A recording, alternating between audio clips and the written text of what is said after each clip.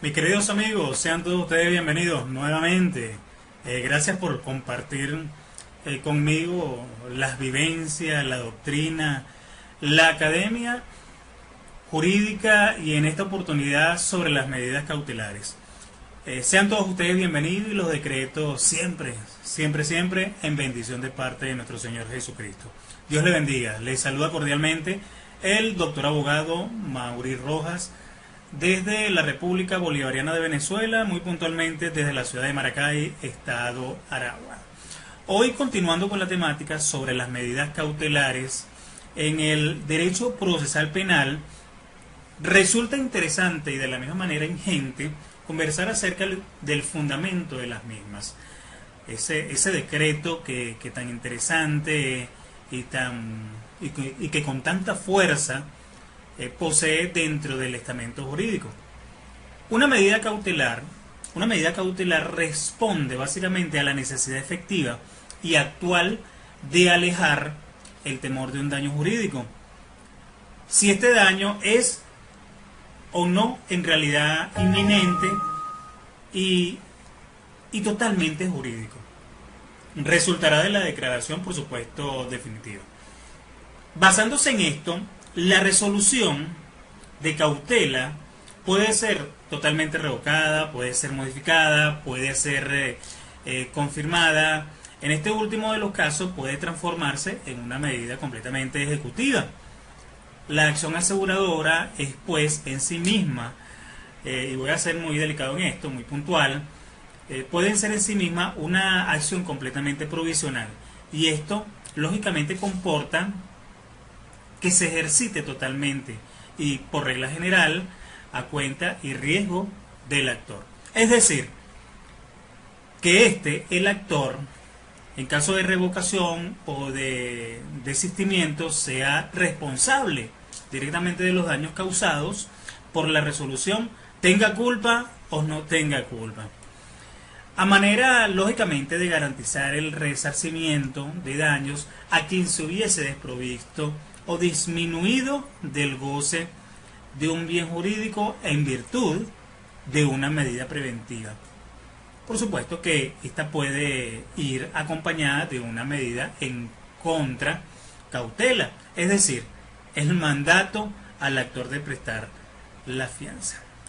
Debo mencionar que de acuerdo a lo estipulado en el Código de Procedimiento Civil, las condiciones de las medidas preventivas se fundan en el temor de un daño jurídico, es decir, la inminencia de un posible daño a un derecho a una posible afectación causada directamente de manera voluntaria, directamente por uno de los intervinientes en este proceso.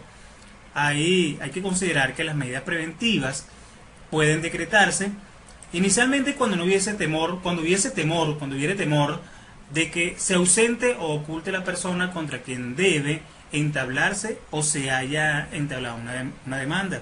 Otro de los aspectos de interés que las medidas preventivas podrán decretarse cuando se tema, escuche bien, cuando se tema que se oculten o dilapiden los bienes en que se deba ejercitar una acción totalmente real.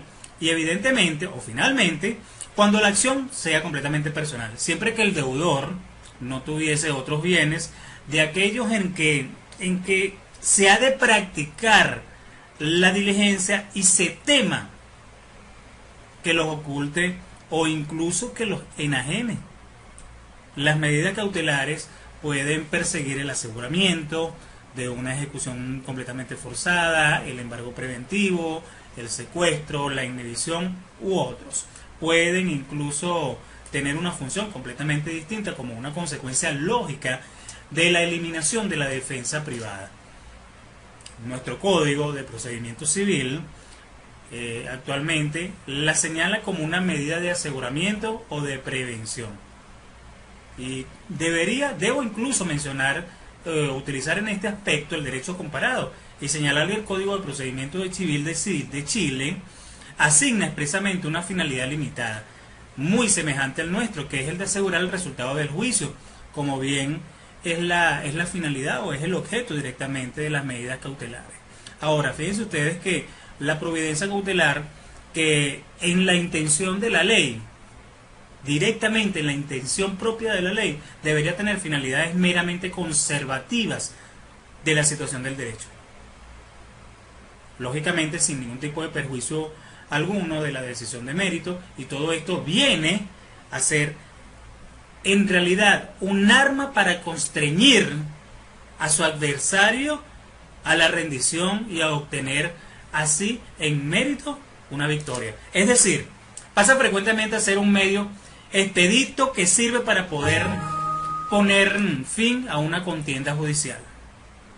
Lógicamente, por una de las partes, en condiciones de inferioridad, antes de que esta contingencia, antes de que esta decisión sea completamente señalada o emitida directamente por el juez que ha asumido la causa.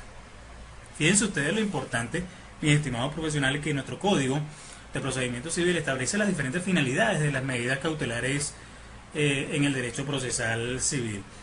Refleja la importancia de tener completamente claro que una de ellas es el aseguramiento del bien inmueble, y otra de ellas es la garantía y la protección de ese bien inmueble. Evitar que sea provocado de manera voluntaria por una de las partes en el proceso o una de los intervinientes en la litis de causar un daño al otro al no encontrarse. Hay que tener en cuenta cada uno de estos aspectos, porque al momento de desarrollar una demanda y solicitar en ella una de las medidas cautelares o una de las medidas preventivas, llámese las nominadas o la innominada, deben estar completamente relacionadas con el daño que pudiera o se considera pudiera existir en el momento de estarse desarrollando el proceso. Cada abogado lógicamente desarrolla su actividad procesal de una manera diferente. Sin embargo, el conocimiento de la normativa legal representa, por supuesto, uno de los grandes y más importantes fundamentos de la actividad jurídica en sí mismo, hoy en el mundo entero. La preparación es indudable y esta forma parte de nuestro diario vivir jurídico. Dicho esto, mis estimados profesionales, muchísimas gracias por haber compartido conmigo un breve repaso sobre el fundamento del decreto de las medidas cautelares en el derecho procesal civil venezolano. No sin antes invitarles, lógicamente, a que me acompañen en una próxima ocasión donde trataremos el embargo, el secuestro, la prohibición de enajenar y grabar, entre otros. Dios me lo bendiga, se les quiere muchísimo, mi saludo desde la distancia. Dios me lo bendiga.